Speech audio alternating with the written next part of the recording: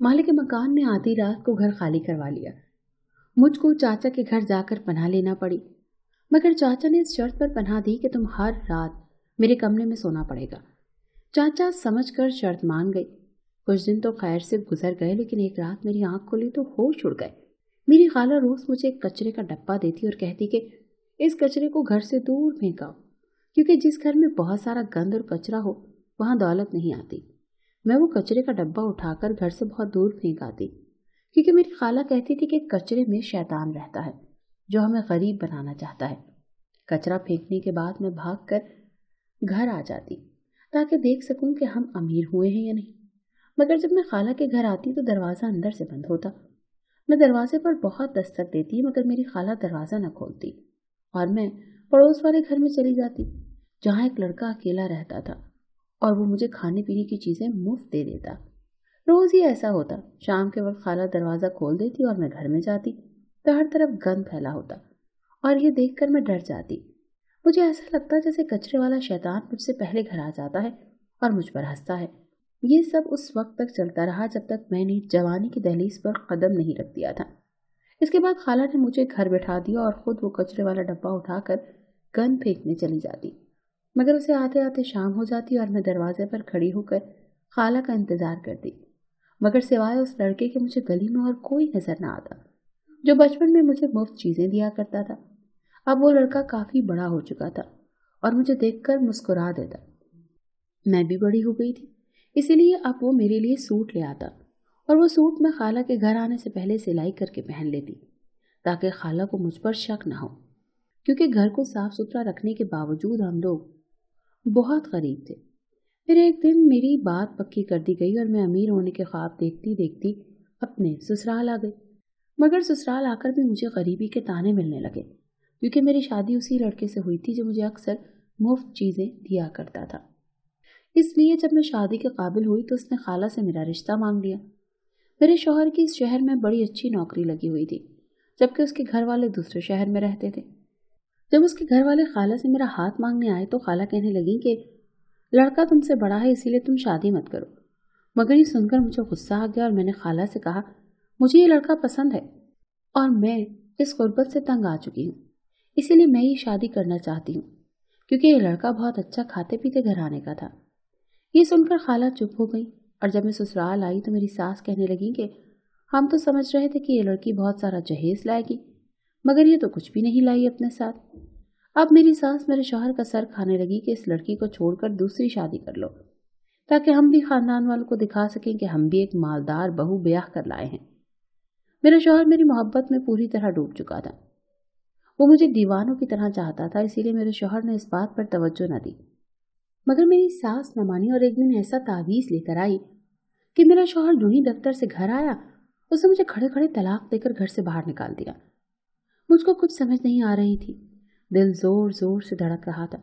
मैं हक्का बक्का बाहर खड़ी थी कि अब कहाँ जाऊं, किससे मदद मांगूं, क्योंकि ये अजनबी शहर था, यहाँ मुझे कोई नहीं जानता था।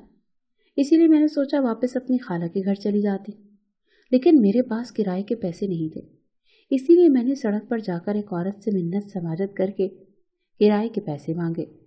उसने तरस खाकर मुझको कुछ पैसे दे दिए और मैं अपने शहर जाने वाली बस में बैठ गई। मुझे अभी तक यकीन नहीं आ रहा था कि इस लड़के ने मुझे यूं घर से निकाल दिया है। हालांकि जब भी खाला मुझे घर से निकाल देती ये लड़का मुझे अपने घर ले जाता। मैं उस रात रोते रोते अपनी खाला के घर आ गई और जो ही मैं वापस घर आई तो मैंने देखा मेरी खाला बहुत बीमार हैं।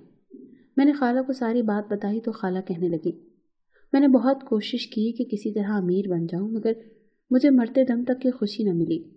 तुमने भी शादी करके कोशिश की कि तुम किसी तरह अमीर बन जाओ, मगर तुम भी तलाक लेकर वापस आ गई।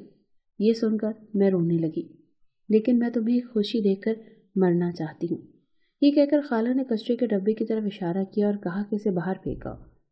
ये कहकर खाला ने आखिरी सांस ली और अल्लाह को प्यारी हो गई। मुझे समझ नहीं आ रहा था कि वो खुशी कौन सी थी। खाला मर चुकी थी, इसीलिए मैंने कचरे का डब्बा देखना शुरू कर दिया। इसमें से एक खत निकला जिसमें लिखा था कि इस दुनिया में मेरा एक चाचा भी है और वो मेरी खाला को मेरा खर्चा भेजता था। ये खत देखकर मुझे थोड़ी तसल्ली भी हुई, क्योंकि मेरे शौहर ने मुझे तलाक दे दी थी और अब खाला भी ना रही तो मुझे ये घर भी खाली करना पड़ना था। کیونکہ یہ گھر کرائے کا تھا۔ میں ان حالات میں کہاں جاؤں گی؟ مگر چچا کے خط نے مجھے جینے کی ایک نئی راہ دکھائی۔ ارد گرد سے لوگ جمع ہو گئے اور خالہ کی تدفین کی تیاریاں کرنے لگے۔ چند دن بعد میں نے مکان کی چابی مالک کے مکان کے ہاتھ میں تھمائی اور چچا کا گھر ڈھونڈنے چل پڑی۔ میرے چچا کا گھر ملتان میں تھا، اسی لیے میں نے بس پکڑی اور ملتان کے لیے روانہ ہو گئی۔ میں راستے میں سوچنے لگی کہ ضرور میرا چاچا پیسے والا آدمی ہوگا، جبھی وہ خالہ کو ہر مہینے پیسے بھیجتا تھا، اور اب میں چچا کے گھر سکون سے اپنی زندگی بسر کروں گی۔ مگر جب میں چچا کے گھر پہنچی تو مجھے بہت مایوسی ہوئی، کیونکہ چچا امیر تو تھا مگر وہ بہت خود غرض اور لالچی انسان تھا۔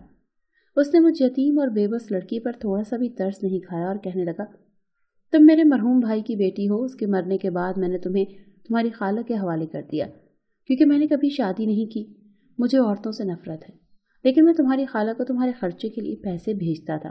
مگر اب جب تمہاری خالہ ہی نہیں رہی تو تم یہاں رہ سکتی ہو، مگر اس کے لیے میری ایک شرط ہے۔ چاچا کے منہ سے ایسی بات سن کر میں ہکا بکا رہ گئی، کیونکہ اس کا گھر تو بہت بڑا تھا اور روپے پیسے کی بھی کمی نہیں تھی، مگر اس نے تو ایک شرط رکھ دی۔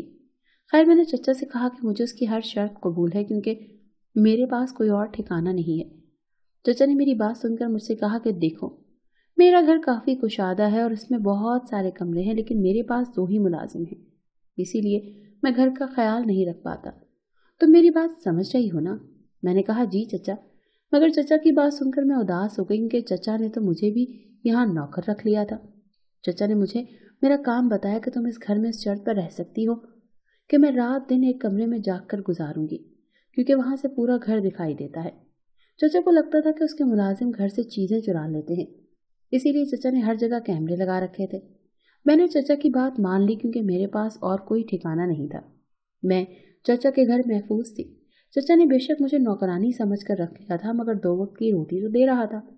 خالہ بھی تو مجھ سے سارا دن کچرا صاف کرواتی تھی، میرے سسرال والے بھی تو مجھ سے سارے گھر کے کام کرواتے تھے۔ شاید میری قسمت ہی ایسی تھی، مجھے دوسروں کے سہارے پر ہی زندہ رہنا تھا۔ میں چچا کی شرط مان کر ان کے گھر میں رہنے لگی۔ اب میں رات دن جاگتی تھی اور گھر میں موجود 2 ملازموں پر نظر رکھتی۔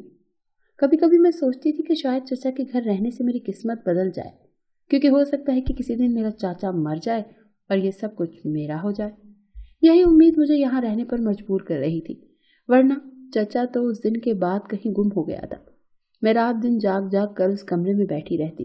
جب کھانے کا وقت ہوتا تو کوئی نہ کوئی ملازم دروازے پر دستک دے کر کھانا باہر رکھ کر چلا جاتا، اور میں کیمرے کی طرف دیکھتے دیکھتے سارا کھانا ختم کر دیتی۔ چاچا نے کنجوسی کی ساری حدیں پار کی ہوئی تھی۔ کبھی کچن میں کھڑی بوڑھی نوکرانی کو دیکھتی تو احساس ہوتا کہ کچن میں کچھ خاص سامان بھی کھانے کو نہیں ہے۔ وہ روز صرف 3 بندوں کا کھانا بناتی، جبکہ وہ کھانا اکثر کوئی نہ کوئی سبزی ہی ہوتی۔ رات کے وقت جب اس عورت کا کام ختم ہو جاتا تو وہ کھانا کھاتے وقت بہت روتی۔ مجھے نہیں پتا تھا کہ اس بوڑھی عورت اور مرد کا آپس میں کیا رشتہ تھا، کیونکہ وہ دونوں الگ الگ رہتے تھے۔ بوڑھا مرد سارا دن کمرے صاف کرتا رہتا، جبکہ بوڑھی ہر وقت کچن میں کھڑی صفائی کرتی رہتی۔ کبھی کبھی مجھے لگتا تھا کہ یہ 2 ملازم کئی سالوں سے یہاں قید ہیں، کیونکہ جب سے میں یہاں آئی ہوں ان دونوں نے ایک دن بھی چھٹی نہیں کی۔ شاید میرا چاچا ان پر بہت ظلم کرتا تھا، یا پھر ان 2 ملازموں کا بھی میری طرح اس دنیا میں کوئی نہیں تھا، اسی لیے تو یہ دونوں رات دن یہاں پر قید رہتے تھے۔ یہ بھی مجھے اپنی طرح بے سہارا لگتے تھے، مگر یہ میری طرح شریف اور معصوم نہیں تھے، کیونکہ دونوں اس گھر سے فرار ہونے کے منصوبے بناتے رہتے تھے۔ جب رات ہو جاتی تھی تو یہ کہیں چھپ جاتے، کیونکہ یہ مجھے کیمرے میں نظر نہیں آتے۔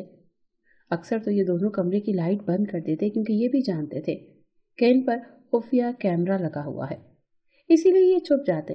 لیکن میں جانتی تھی کہ اس کا کوئی فائدہ نہیں ہے، کیونکہ گھر کے دروازے پر ایک کوڈ لگا ہوا تھا جو صرف مجھے اور چاچا کو ہی پتا تھا۔